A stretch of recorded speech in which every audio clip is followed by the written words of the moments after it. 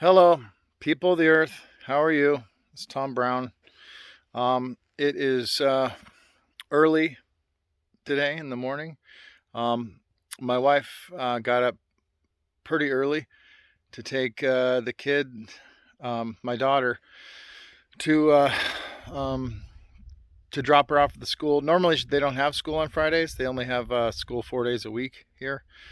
But they had a field trip today. They're going into Phoenix and going to the aquarium and going to go to Medieval Times, which is a kind of a themed restaurant. Anyway, she'll have fun today. But while my wife is in town, I sent her to the store to get a couple miscellaneous parts that I'm going to need to get my projects done for the day. I mean, I got plenty of projects. I don't need parts to do anything, but she wanted me to get the uh, the bathtub operational today. So she's been wanting to take a bath, and the old house we lived in, we had a jacuzzi tub, so she kind of got a little spoiled just being able to go in there and take a jacuzzi soak, um, whenever she was wanting to. But actually, the jets stopped working the last year or so we were there. We didn't really. I fixed it before we moved, but I did. I procrastinated and I didn't fix it for us while we were still living there. Something got sucked up. I think like a rag or something like that got sucked up into the one of the um, pipes that went and it got stuck in the impeller and the pump, and I just never did fix it until we were getting ready to move. But anyway, so I told her I would get her tub up and running. Our shower in the master bathroom has been operational for a while now, and that's how we've been taking showers. But we have a second bathroom which has a shower slash tub combination, and nobody's been able to use that because the plumbing hasn't been hooked up. I haven't been doing the plumbing. I didn't like start the plumbing and finish the plumbing as a project. I've kind of just piecemealed it together and just hooked up stuff as needed. And I mean, we need it all, but I got the sink in the kitchen piped in and running with the hot and cold water, and I've got the shower in the master bedroom piped in with hot and cold water. And I did it temporarily because the whole plumbing system needs to be redone, and not the drain, not any of the drains. All the drain is fine. It's the water piping, the hot and cold water piping. Um, the stuff they use in the um, you know 20-year-old manufactured home that we have here. They use this really really cheap ass pipe called CPVC, and it's really thin walled. And anyway, like I said before in other videos, this house that we bought was vacant for 17 years. And, we live out in the middle of what you would consider the wilderness in northern Arizona. And, you know, being a house off the grid, being abandoned for 17 years, every single rodent in town use this as their home. I mean, the inside's all good. I don't think, they didn't ruin anything, but they got up in the insulation underneath the house, and which is where all the HVAC ducting is and all the water piping is. The um, the drain the drain pipes for the drain plumbing, it just comes straight down through the floor, through the insulation membrane, and then is kind of strapped to the framing. But the little rodents got up inside where the between the between where the floor is in the house and where the underneath side of the membrane is there, because they have insulation, and then there's like a plastic vapor barrier that kind of keeps everything sealed underneath, and they got up inside that layer. And so they got up inside that layer, and they pretty much ruined the plumbing piping, and also and it also could have been just from the age, from not having any water in it, and being out here in the hot sun for 17 years, and yada yada. Anyway, the HVAC ducting and the plumbing that is in that cavity of the underneath side of the house is shot. So we can't, it doesn't matter anyway, because I'm not really using the furnace system. We're going to get mini splits. And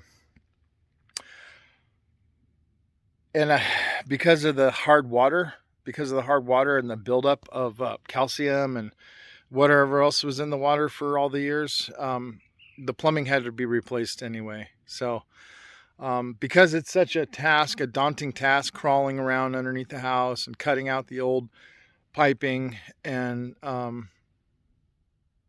installing the new piping. I'm not a plumber. I can do the work. I know how to do the work, and I know how to do it. It's not my favorite thing in the world to do, plumbing, So I've kind of been piecemealing the plumbing together, taking my time, just doing stuff as needed. But today I've got to get under the house and get that, get the main shower tub combo in the main bathroom connected. And then while I'm under there, I'm going to go ahead and connect the sink, hot and cold, to the sink in that bathroom, and also the cold water for the toilet supply. We've been using the toilet in the one bathroom, but it's been a major inconvenience because we have a couple of 17-gallon blue water containers, containers. They're big containers. And we've just been filling the containers with the water at the sink. And it takes like 10 minutes to fill it, because it's so many gallons. But we've been filling those blue water jugs, and then we've been taking them from the kitchen back to the bathroom with the dolly, because they're so heavy. It's like 17 gallons of water. So with a dolly, and then we have a little hand pump thing that we use to fill the back of the toilet, the holding tank, the water holding tank, with water so we can flush it. And you go to the bathroom, you pump the little handheld water pump a few times to fill the back of the toilet holding tank with water, and then you can flush and all that. It's been operational, and we've been able to use the septic and the toilet and everything, but I mean, who wants to do that forever? It's just, like I said before when I started these videos, this is my project here is like a triage situation. And I've kind of been having to decide, what thing is taking precedence over what other thing. And because the toilet's been operational, it's just been a little bit of extra manual labor and work to do it.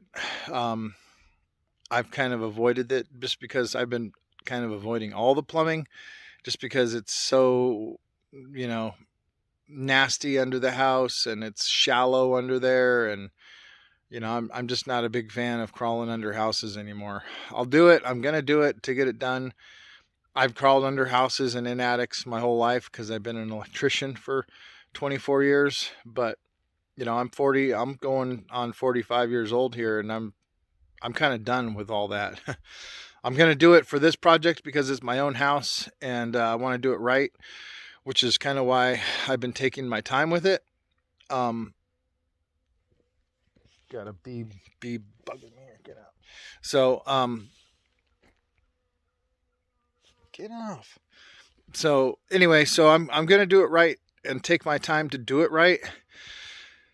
And I can only stomach so much of the underneath housework at one time.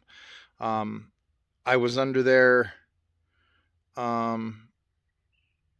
just a few days ago, hooking up my wife's washer and dryer, or excuse me, just the washing machine. The dryer doesn't have any plumbing, but just the washing machine. And that turned into a big pain in the butt because I couldn't reuse the hot cold water / drain connection. It's an all-in-one type of wall mount fixture thing. It's got a drain pipe in the middle for the drain water, and then it has hot water on the left and cold water on the right. And it was just a tad bit bigger than the one that I bought for the PEX piping that I'm using. And so I had to take that thing out of the wall, modify a little type of back plate out of some plywood that I was using to finish off the shed. And then I had to cut that plywood out to fit the right size of the washing machine hot cold connection that I bought from the new one that I bought for the PEX. So I had to do that. I had to modify that, take out the plumbing out of the wall. And then I only had half inch cold water and half inch hot water lines running from the front of the house to the back of the house to the master bedroom for our shower. And it was just temporary, just to take showers. And that's not how I'm going to have the system. I'm going to have the system with 3/4 inch pipe running in a big loop from start to, from the beginning to the end, and then run the 3/4 pipe everywhere. And then wherever I stub up from underneath through the floor is going to be half inch. So we have really good water pressure. And not just that, but the instant hot water heater that I installed off of the new propane tank, it is it's got a built-in recirculation pump, and that line is 3/4. So for the hot water, just for the hot water in general, in order for the recirculation pump to work at its most efficient capability, there's a few different ways you can hook it up. You can put in this little union thing between the hot and the cold at the very last fixture on the plumbing line.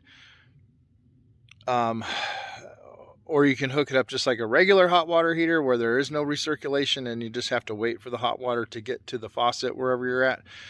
Or the way that it's designed, the best way to do it is it has an outgoing hot water and an incoming hot water as a return loop, and it just cycles the water through that loop, and it always has hot water in the 3/4 inch line ready to go.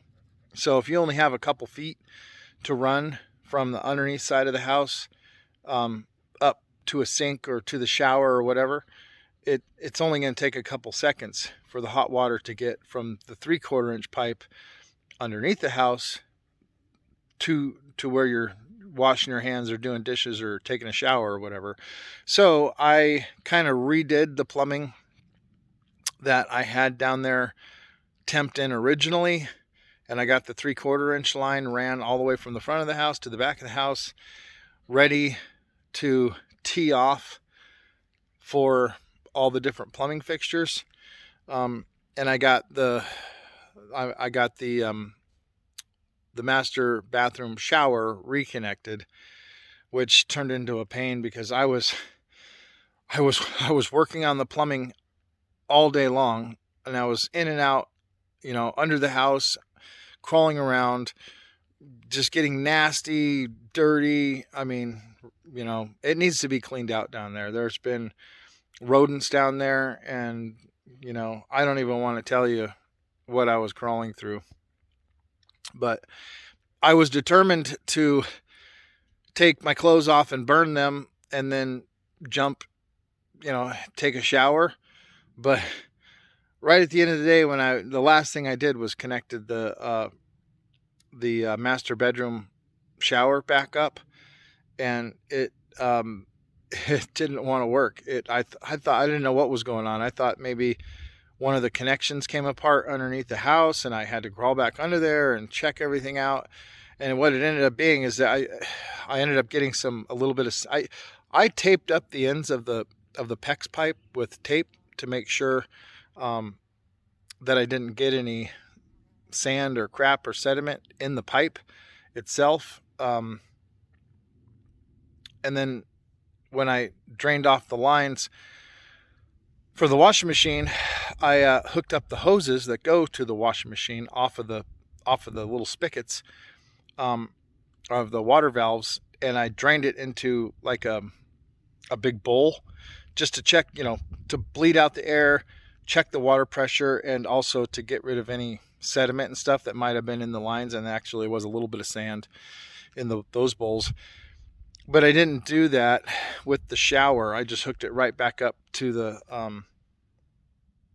hot cold mixer valve, and I ended up getting some sand inside because we have a new shower head that we bought, and it's got this little teeny tiny O-ring thing where the shower head connects to the little flex line, because it's one of those wands you can take off and use it to spray around.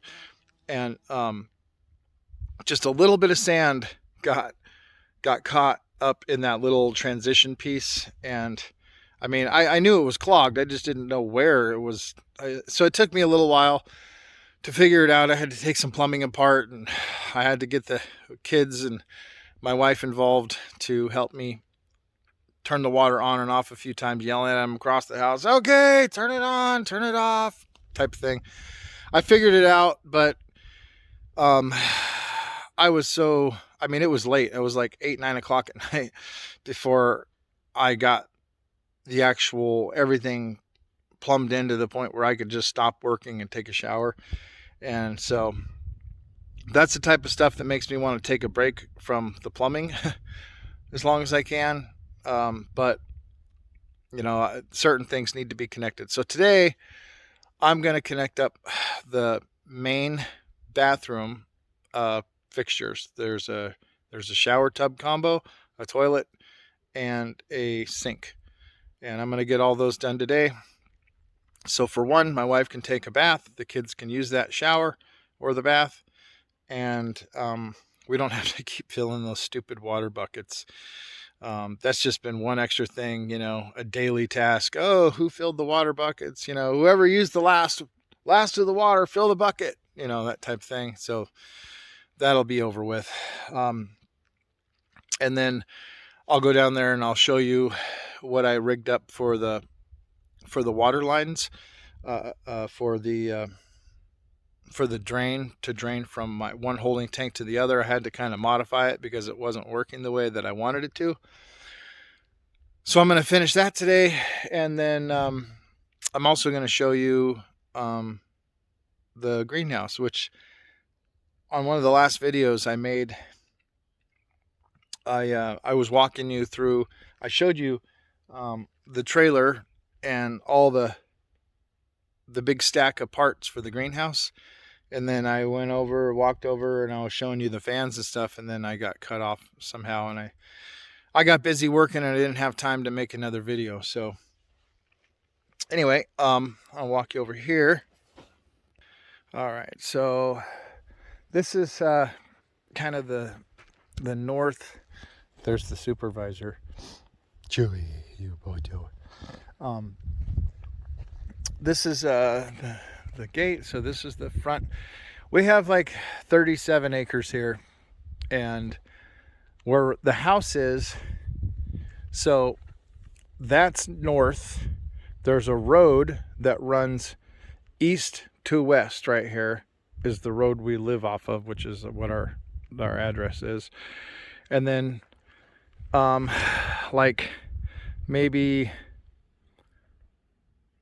a couple hundred feet, maybe, I don't know, a couple hundred feet going from west to east, so a couple hundred feet east, there's another road that goes north to south this way, and it goes this way, north to south. Sorry about the sun.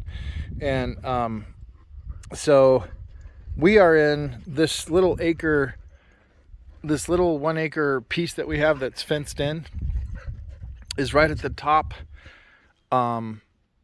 northeast corner of the property. And so all of our other land goes down the hill, because it slopes like this from that mountain that's behind me.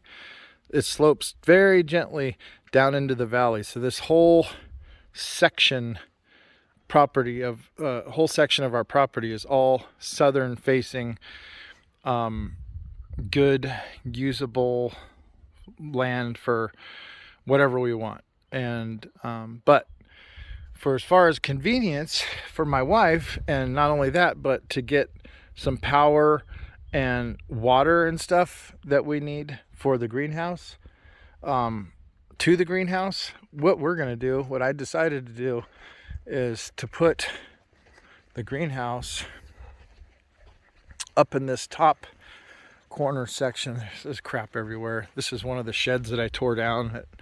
We haven't hauled that away. We hauled a whole bunch of garbage and scrap and crap away yesterday. We were gone all day to the dump, and we went to the recycler, and I took back a whole bunch of material back to Home Depot that I was extra left over.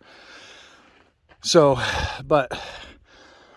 there's the road, there's my trailer, there's the road right there, it goes this way. There's some land up in here, but what we're gonna do is we're gonna clear this little spot in between all these juniper trees. So basically right here where this junk is sitting, there's a juniper tree right here. There's one right here. This one may have to go, I'm not sure yet. And then there's one right up there. You can kind of see it right behind the equipment that's on the ground over there. But right here in this middle section, we have shrubs and some of these real sharp, pointy trees. I'm not even sure what the heck they're called, but I don't like them. I mean, I have nothing against the foliage and whatnot. I'd rather have greenery than just flat dirt, which is what a lot of this area is around here. But this you don't want to fall or, be running by this stuff and accidentally find one of these bushes, because man, these things are like these are like toothpicks.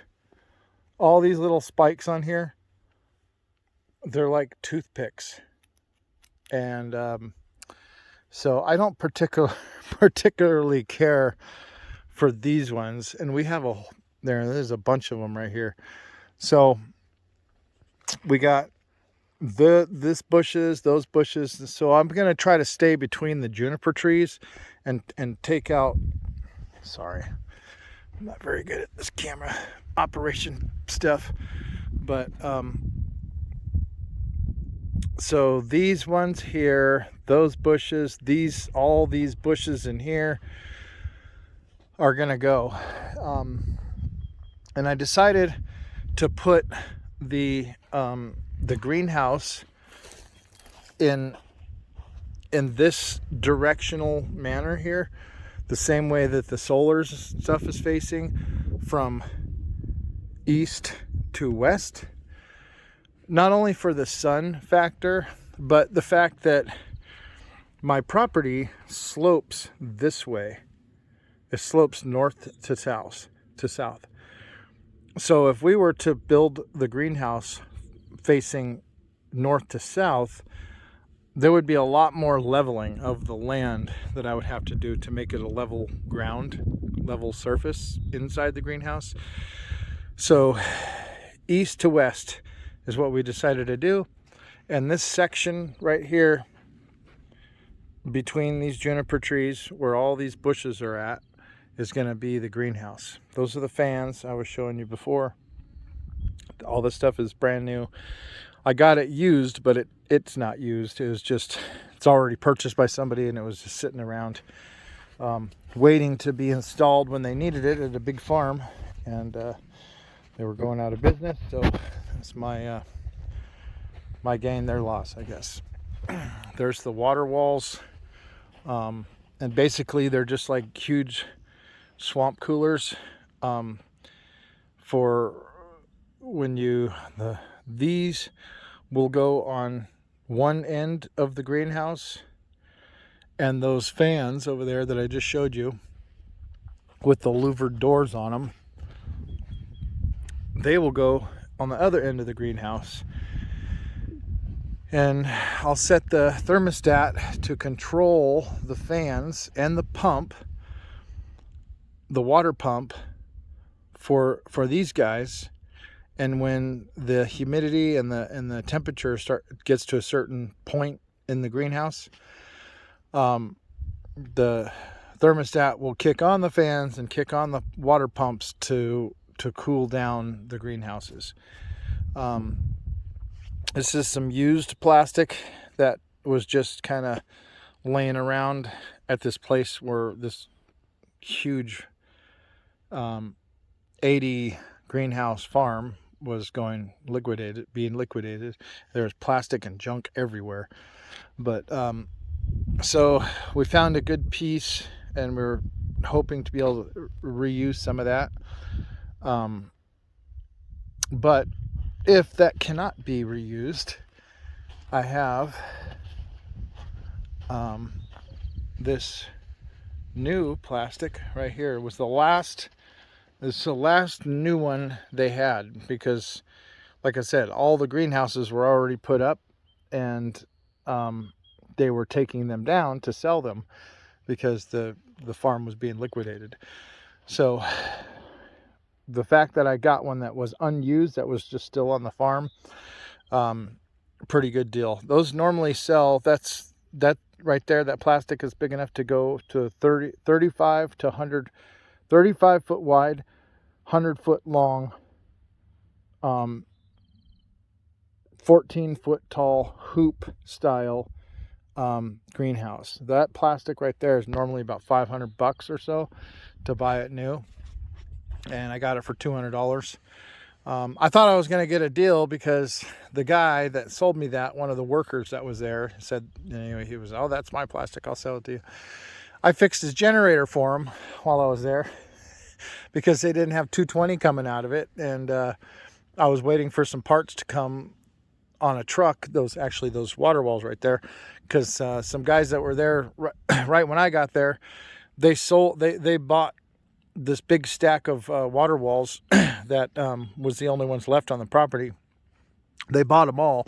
I went up and told the guys, like, hey, I'll take 2 of those and 2 of those. And he's like, oh, well, you're too late on those. Those guys just bought it. And I was like, oh, man, are you serious? And he's like, well, so I talked to him for a minute. He's like, I can get you some more, but you'll have to wait around because they have to deliver them up here from their warehouse or another place or something. And I said, okay, that's fine. I'll wait around. So we waited around a while for those water walls to show up. So I had nothing else to do.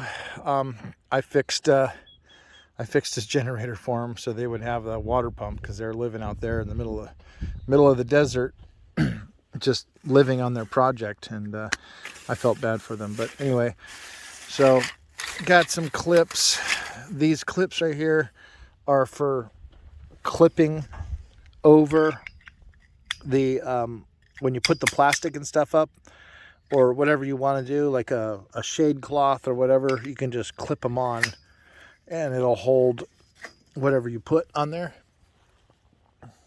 So got a bag of those. Those were all in the dirt and the sand. I told the wife, I said, hey, why don't you go take a bag and just go around and collect some of those. So we got a bag of those. And then these clips here, I've never really put together a greenhouse before, but I'm going to learn. These clips here, they this is a way to attach these, and I took pictures of all this while I was of one that was erected while I was there, so I could remember when the time comes. But these smaller thinner pipes are basically like the bracing that goes, the hoops go this way and this bracing goes this way to basically keep the hoops from falling over on each other. And because the plastic goes over the hoop part of the greenhouse, you don't want like screws and things sticking up. So they give you these, which clip over, the big part right here clips over the hoop piping, and then the smaller part right there clips over these guys. So there's really, other than a few spots, there's no screws that screw in from the bracing to the hoops.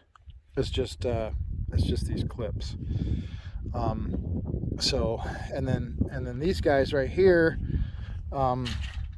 that's called wiggle wire channel.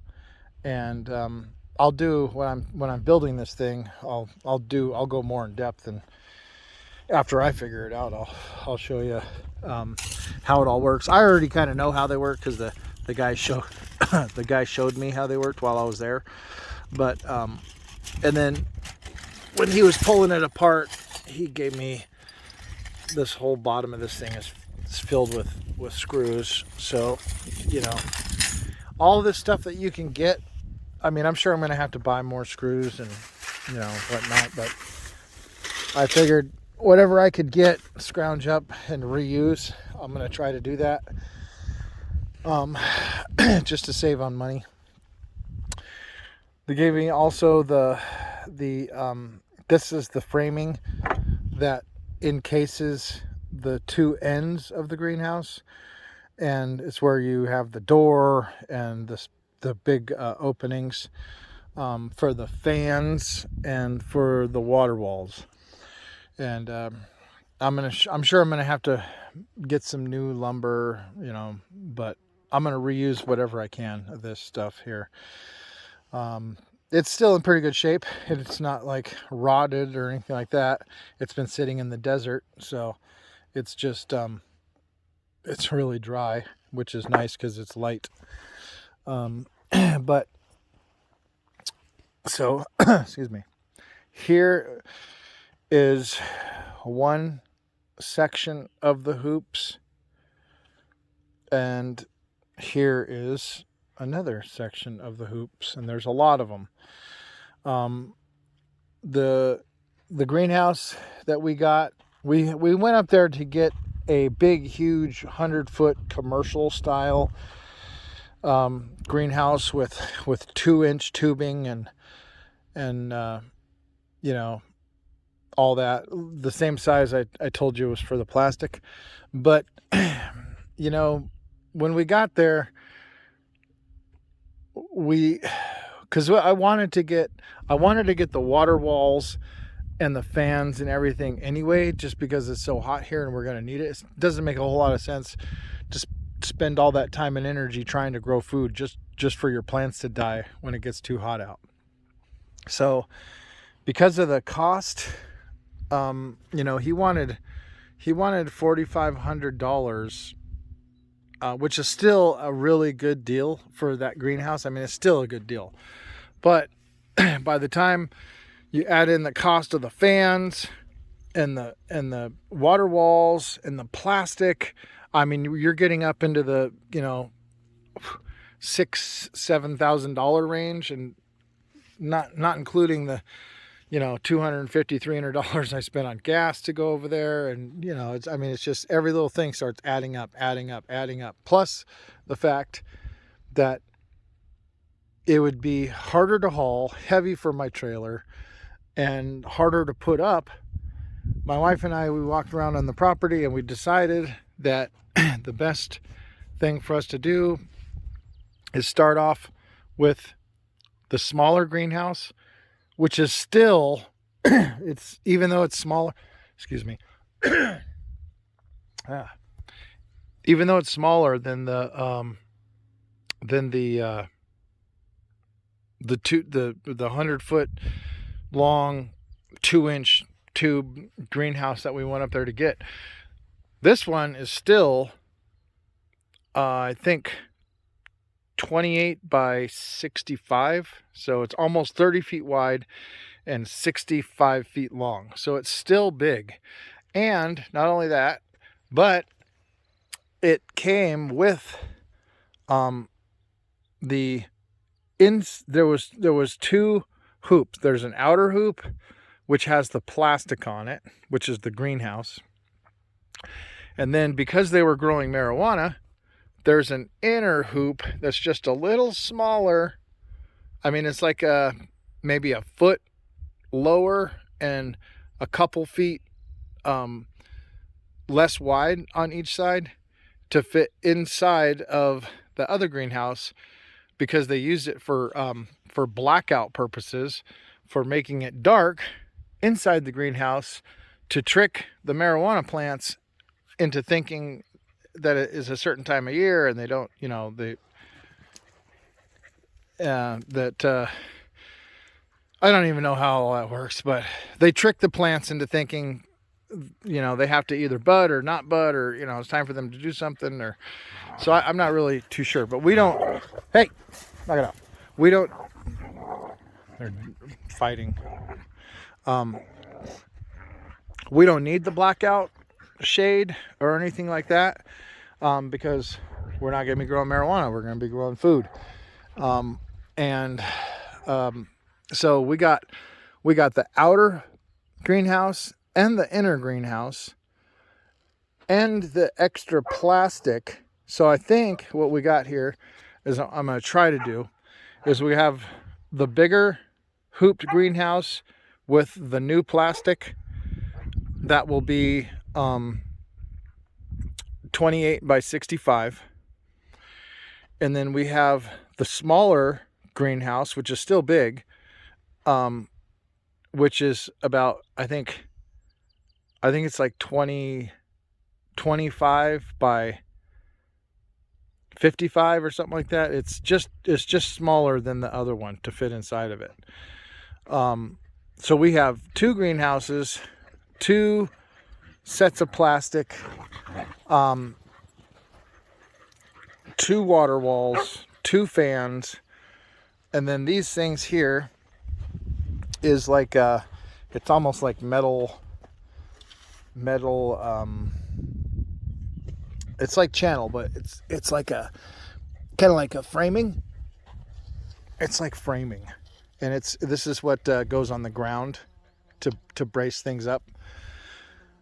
So I might change the design around a little bit while I'm building the thing, but I think for the price we paid, we got a really good deal, and I'm going to show you why we got a good deal. If you look at this, you'll notice there's Chinese writing on there, and I come to find out that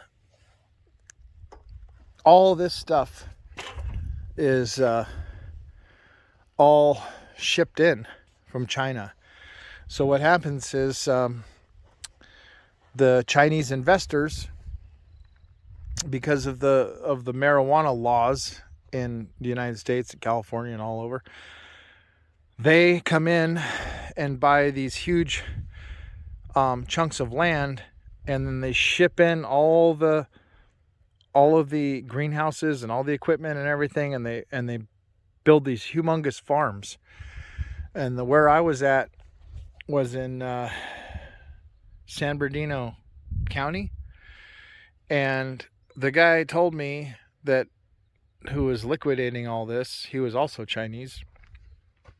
He builds greenhouses, kind of his business, but he told me that they were doing it illegally, and San Bernardino County is the only county in California where they're not allowed to have outdoor growing. And that's what, even though they're in greenhouses, they're considered outdoor growing because they're not in actual buildings. So the state came through, or the feds or somebody came through and served out like a couple 100,000 search warrants, and they shut down all these farms all over the San Bernardino desert valley area. So good for me, bad for them, I guess. But I think they knew they were doing it illegally, and so, you know, whatever, you can say whatever that means to you. I mean, karma's a bitch, right? But so this is all the greenhouse material. This is the wiggle wire stuff here that it goes. I'll show you how this works. It kind of, you weave it in and out of that channel stuff right there that I was just showing you, and that is what makes the plastic tight. My wife just got home from dropping my daughter off and going to the store for me. And then they also threw in this big container here for the water, and this is what I'm going to use for the water wall to pump out, because the water comes out, goes into one end of the water wall, it drenches that cardboard stuff, gets it wet, and then the air flowing through from the fans, it takes the cool air from the wind and that radiator type thing there and cools down. So I'm going to use this for the water holding. It'll just pump out and then drain right back in, and pump out and drain right back in, and then I'll have to replenish it with more water after I figure out how much consumption it's going through on really hot days. So I think we got a pretty good deal, all said and done. I think I paid the guy I think we're out the door with gas and our food and everything for the day to go over there. We were in at about $6,000. So this is kind of the last piece to the puzzle for you know, I mean, I got lots of pieces in the puzzle, but from my initial plan, when I sat down and thought all this out months and months and months ago, it was the water, having a well, water supply, water storage, solar energy, battery storage for the solar, a livable place, lots of land, southern exposure. We didn't want, we wanted some mountains around us. We didn't want just a flat piece of desert with nothing. I wouldn't have done that, not in a million years. But so, all those things, I don't know what else I'm missing. I'm sure there's other stuff, but and then of course the greenhouse. It doesn't matter how much electricity and water we have if we don't have any food. So, but like I said before, people, I'm only one person, and I'm doing what I can. I've gotten a lot done, I think, in the time frame that we've been here. But I just got to keep rolling and keep rolling and keep rolling in order to get everything done. So it's a project. No joke about that. So, my wife, say hi, huh? Hi, not hello. Hi. Oh, Hi. yeah. Where's my parts? In the house. Huh? In the house. Oh. So, today, the boy is going to start backfilling. He's going to start backfilling some of this. I don't have a machine here anymore. I wish I did, but it's just more money, money, money. This is all ready to be backfilled. I gotta take up this extension cord, and then all the piping and everything. It's all done. So the dirt can be thrown back in the ditch, so this big hole isn't sitting here right in the middle of our yard. And I think what I'm going to do is I have this little section here where I started digging with the machine, and it was I figured out this was the wrong spot, but luckily for me, conveniently, I can use this little hole here to throw in this old pad that used to be around the wellhead. I'm going to throw all this old concrete in this spot. I don't want to throw it in the ditch area or over the top of any pipes, just in case I ever have to dig this up for any reason. You know, I don't want to have to run into a bunch of concrete. So I'm just going to put it off to the side in this little section here just to get it gone out of the way. Tired of looking at it. There was a big pile of debris here up until not yesterday, but the day before. And that was some of the stuff I loaded on the trailer and took to the dump. So little by little, we're trying to get rid of our construction trash and construction debris, and also get rid of all the old crap that was left here on the property from the previous people.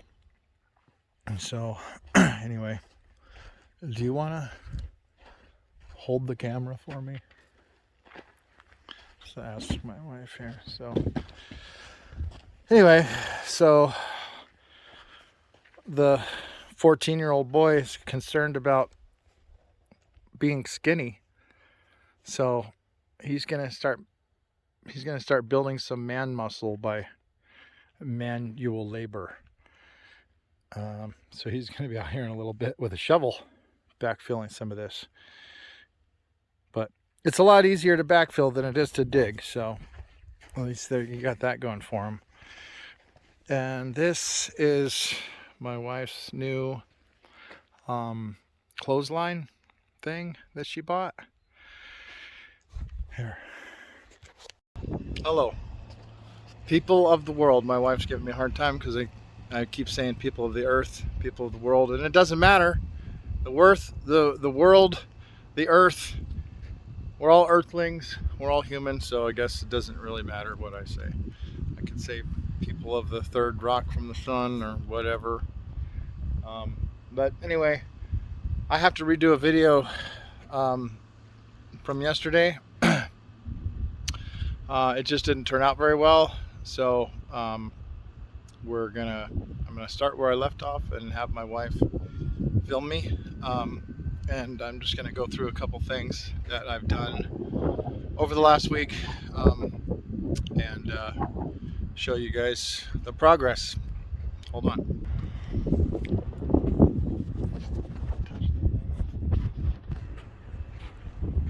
So I left off yesterday saying that the boy was going to backfill this trench, and it may not look like there's been very much done because there's still a big hole here. But there was a big pile of dirt over there on the other side of the wellhead, and this pile of dirt was like twice the size that it is. And my wife was out here actually helping too, and so it's a process. It ain't all gonna get backfilled in one day, but anyway, so they were out here doing that yesterday and got a lot of it done. That concrete that was up there on that pad got broken up into chunks and buried in the hole right here. So I got rid of that yesterday. And so I'm going to show you my wife's I'm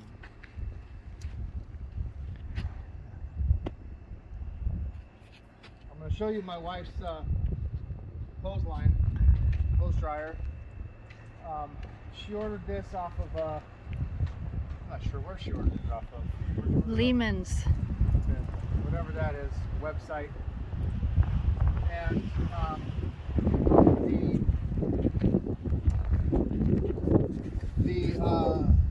the only thing that it came with for mounting this thing in the ground, this is the pole that came with the clothesline, and it comes up, and you can fold this up like an umbrella if you like during a time of year where you don't need it or you want to put it away or whatever, or if you need to replace some of the string, you can just pull it out, take it apart.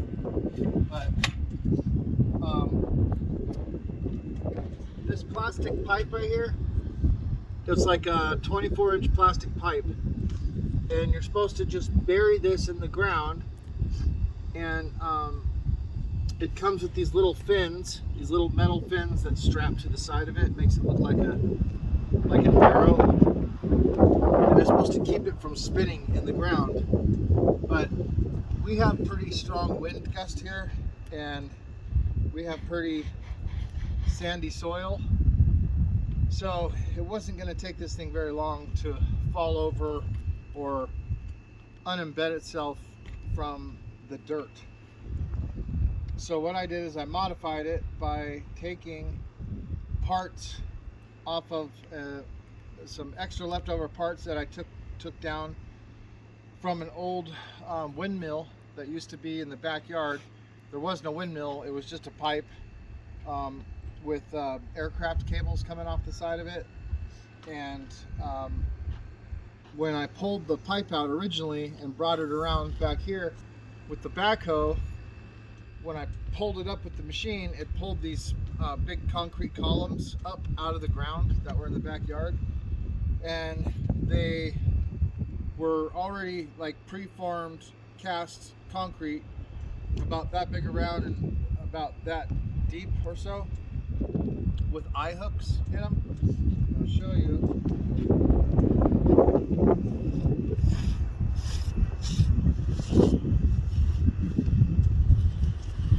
That's one of them right there. So that's buried in the ground, and it's got the eye hook on it. So I buried 3 of those, dug them down, and they're not going anywhere. They're pretty heavy. I can barely lift them. So so with the 3 concrete bases in the ground, and I reused the aircraft cable to strap it to this little ring thing with the holes in it. There was only 3, or else I would have done a 4th one over there, but maybe later on, if this thing is, if I think it needs it, I'll add it, but I don't think it's going to need it because those things are pretty heavy and they're embedded in the ground fairly deep. So what I did was I cut the pipe. The pipe that's attached to this piece goes down into the ground and sleeves inside of the plastic tube, and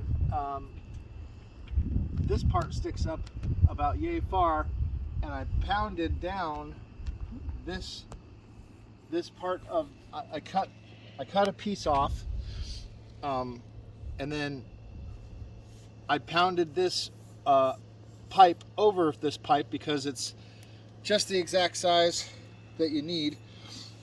I mean, it's a real tight fit. I couldn't get that thing out if I tried. I would have to cut. It's never coming apart. I have to cut it to get it apart. So I mean, I pounded it with a wood block and a rubber mallet for like 10 minutes, and it just slowly seated itself on the other pipe. So it's not going anywhere. It's sturdy. It moves around a little bit because, I mean, it's not a 5-foot deep concrete column, but it's not going to go anywhere, and it can still spin. It's designed to spin, and if I get a little time, if I think it's necessary, January, I'm going to try to rig something up to where there's like it sits on a bearing or something, and it'll just spin like real freely. It does move around a little bit when it's got clothes on it and the wind is blowing, but I mean, it's supposed to spin one tube inside of another, and there's a lot of friction on that connection, so it doesn't really spin as grandly as they advertised it to. But it doesn't matter because it works real good. So my wife, I think she said, how many loads? 4? It'll hold like 4 loads of laundry, blankets and everything. So she's happy, hopefully, about that. And so that one's done. And I think actually what I'm going to do now, I open my big mouth, I'm going to put some flagstone or some sort of flat stone or concrete walking surface around this, because when she's here with her laundry basket and she's pulling stuff out, you know, like white sheets and things, they have a tendency to kind of brush against the ground while she's pulling the clothes out and folding them up and stuff like that. So just for the convenience of not having to hold everything up and not letting it touch the ground, I'm probably gonna do some sort of finished flagstone on the ground here for her. That'll be another day.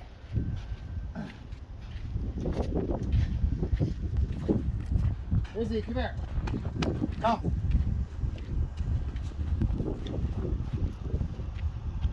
So I mentioned in the video yesterday that this thing did not drain the way that I wanted it to drain, because what had happened is originally I just had this upper pipe, 1.25 inch pipe, connected from the top of this tank into this tank, and the water line, the 1-inch poly, was just coming up and 90ing with a 90 connector into a hole that was right here on the top of this tank. And the pump that pumps the water down from the holding tank up by the well, it's like a 3/4 horse pump, and it's a powerful pump. So there's a lot of water pressure being pumped out of the water line into the tank, and it was so much pressure that the drain tube here was not able to keep up with the volume of water that was being pumped out of this 1-inch line. So what I had to do is I had to modify it a little bit, and I probably didn't need to do this part, but I did anyway, just for future use. If I ever want to isolate one of these holding tanks, all I have to do is just switch these valves, and I'm going to find a way to strap this somehow. You know, I can't drill anything through the side of the tank, that would be stupid, so I have to find out a way to brace that up. But anyway, so I teed the line into 2 lines, and I have a shut off at each tee, and then I have a union at each tee, so I can take this all apart if I want to without cutting any pipe, fix it, or whatever I want to do. So I'm never going to want to have both of these open at the same time, but if I want to just fill this one, which most of the time I'm going to have it to where I'm just going to try to fill this one, and close the valve for this tank. But if I need to put water into this tank for some reason, all I have to do is just close that valve and open the other one, and then it won't pump into here, and it'll pump in directly into here. But that's all manual. It's like, you know, I gotta be here to do it, and, you know, check the water levels and turn on the valves. And I'm trying to have a more automated operating system here. So these are just for if I need it for any reason. But so what I did is I increased the volume of the amount of water that will drain from this tank to this tank by adding a 2-inch line. I left the 1.25 inch. It wouldn't make any sense to take the 1.25 inch out and add a 2-inch. So I just left the 1.25 inch and I added a 2-inch. And I haven't gotten to the point yet where the cistern tank that's buried in the ground up by the wellhead is full enough to pump this down. I think it'll be full by the end of the day today, so I might be able to test it later on. But what was happening was the water was being pumped in through the 1-inch poly line and draining over, and when it got to up to the upper level up here, it was coming out of the lid. There was water coming out of the lid and draining down the side of the holding tank onto the ground, and so it just wasn't keeping up. So we can't be wasting water like that. So I tried to figure out a solution, and I hope that this is going to work. But I won't be able to test it until later on today, or maybe even tomorrow morning. But so I'm hoping that that's going to be the last thing I have to do with. I mean, I'm always going to have little tweaks and things I got to do on stuff, but as far as like the operation of the system, where I can just, as they say in the construction industry, set it and forget it. So I'm hoping I can just set it and forget it, hook up all the stuff the way I want to, hook up the sensors and everything the way that I want to, and it'll just work automatically, and I won't have to be checking everything every single day. I did make a deal with my son on a few things around here. They do regular chores already, walking the dogs and dishes and things like that, but I don't expect my kids to do outside manual labor without some sort of compensation. I mean, I've always gotten paid for it, so I have to do this pipe first thing this morning. I was supposed to do it yesterday, but yesterday I got the tub and the toilet and this stuff done inside. Well, I got the tub, shower, and the main bathroom up and running, and the toilet connected. And I got this stuff done yesterday, but I was kind of unproductive because it's hard to be Mr. Production when it's 90 degrees outside and the sun's beating down on you.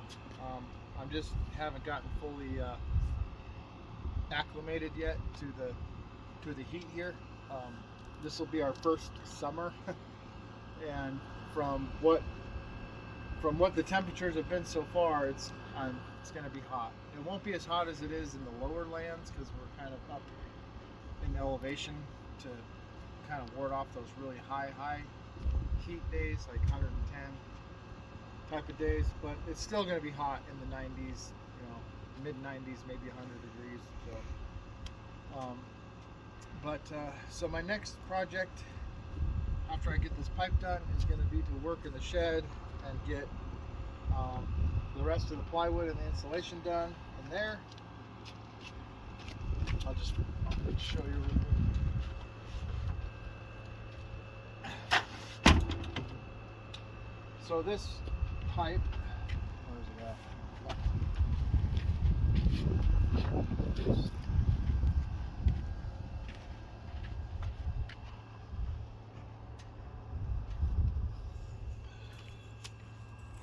Ugh, it's all muddy.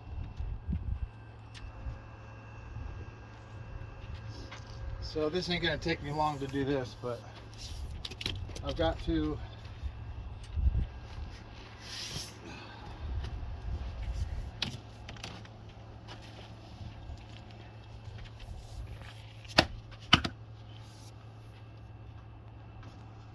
I'm gonna connect this 1/2-inch electric line and dig this down a little bit so it's nice and flat, but I gotta connect this 1/2-inch electrical line that runs over to the J box over there, and then come up out of the ground with a 90 probably, and I'll probably come up like right there, and I'm gonna put in a sensor. There will be a fitting up top. I'll drill a hole, and there's going to be a little sensor line in here that is going to tell the control box, the well controller, that the tank is full and we don't need to pump any more water. So it'll control the pump with the sensor. So I'm going to do that first thing, and then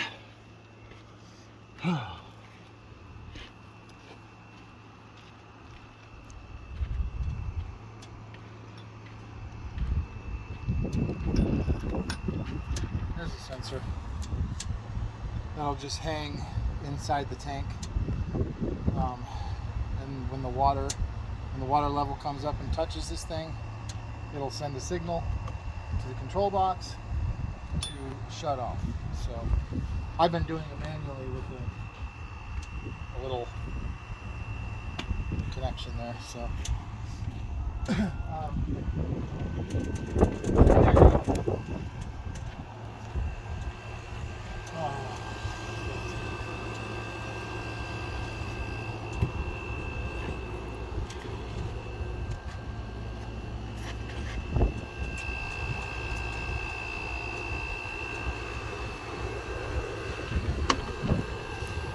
anyway, I'm tired of looking at this wall of insulation right here. It keeps falling over, and I hate insulation. I'm sure everybody that's ever worked with insulation can say the same thing. I had to temporarily put up this used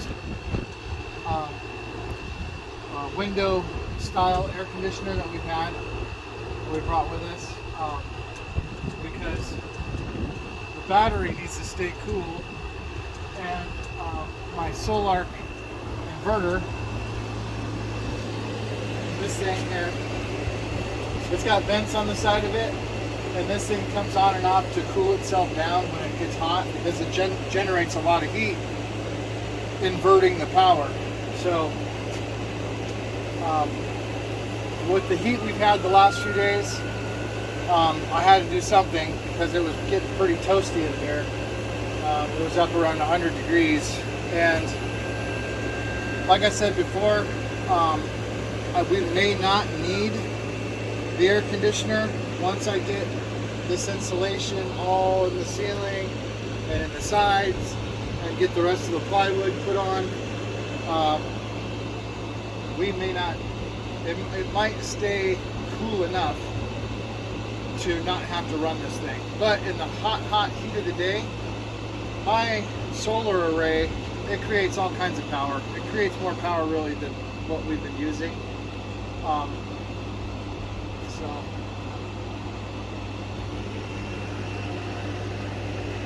So if we have to run the AC, if it has to come on for a half an hour just to cool it down a little bit, because once this thing is insulated and has plywood on it and I keep the doors shut, then the air conditioner is only going to need to come on for half an hour or something every once in a while, just to bring the temperature down a little bit. But I've been monitoring the output of what we've been using as far as electricity goes during the day, and when we're making all the electricity from the sun, from the array during the day, we're not using any of the electricity. We use most of our electricity at night when we're cooking. My wife has been doing laundry, and we cook food in the morning, and we use the coffee pots and the blenders and things like that, but we usually only use one at a time. And so our normal usage usually only goes up to about between 1,000 and 1,500 watts. We're generally right around 300 watts, 400 watts of power, which is not much. And the array makes 6,500 watts of power when it's nice and sunny and clear out like this. So we're generating way more power than what we're using, which is good, which means we have a lot of reserve, because I'm going to be hooking up my wife's dryer, and then we're also going to be getting mini splits. One to start off with, maybe end up having to get two if it doesn't keep the house cool enough during the real hot weather. And then there's going to be some more pump equipment, and a little bit more electricity used for the 240 volt exhaust fans that are going to go in our greenhouse. So I'm glad that we have a reserve, because when it gets hot out and it's nice and clear like this, our array will make a lot of power that we can use during the day to keep the house cool, keep the greenhouse cool, and keep everything operational. That way when the sun goes down at nighttime, the house will already be cooled down. The plants will be out of the heat of the day, and if we have to shut down the air conditioners and stuff at night, at least we'll have an already pre-cooled house. So that's kind of the plan as of right now moving forward. So I'm gonna get back to work, and we'll show you some more progress another day. Goodbye.